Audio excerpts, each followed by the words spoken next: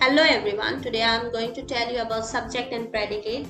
What is the use of this subject and predicate in a sentence you will come to know in this video. So what is a subject?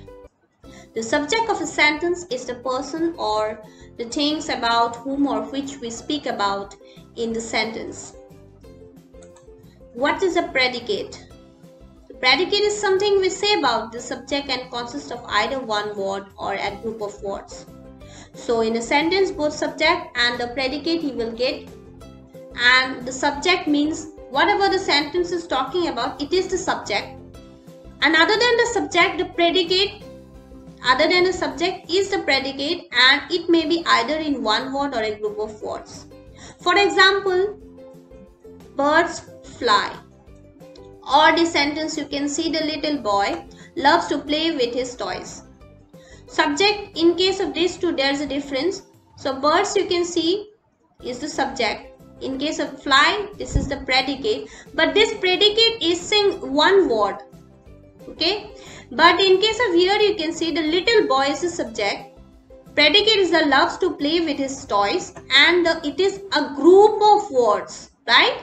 Loves to play with his toys. A group of words.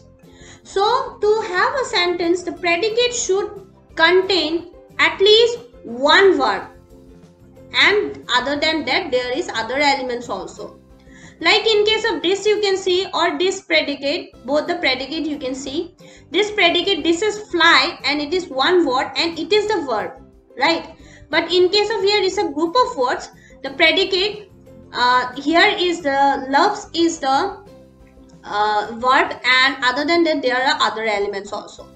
So in a sentence, the predicate should have at least one. In case of this sentence, this is the verb, and in case of this is the verb.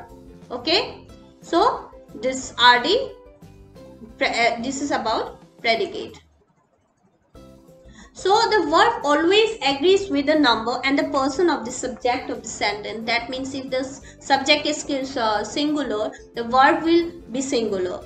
It's like that. If it's the subject is plural, the verb will also be plural. So as you have already known about it in a subject verb agreement. So here also the verb should also agree with the first and the third person. For example, this one you can see I am going to the doors, and it is singular, I is a singular, so this one also singular and is completely agreement with the verb.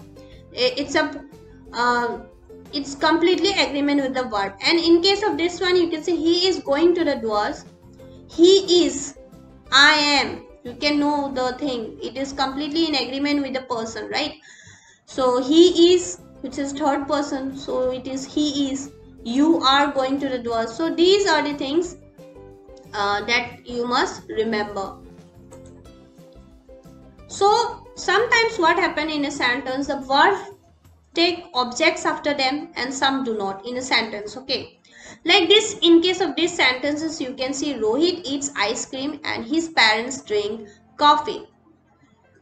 Here in this sentence, this is the verb, this is the subject, this is the verb, and this is the object, and the object is followed by the, that means it comes after the verb, the object used to be there. So in this type of sentences, okay, but in this sentence you can see his parents is the subject, this is the verb, and this is the object. So after the verb you can see the object. So this is this one kind of sentence. There are other sentences which do not follow this.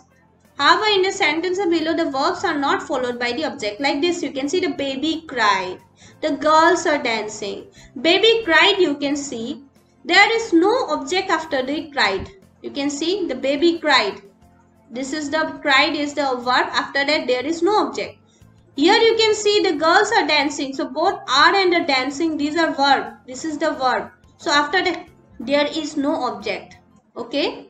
So this is about subject and predicate, and you must follow to have a meaningful, to complete the sentences. These rules you must remember.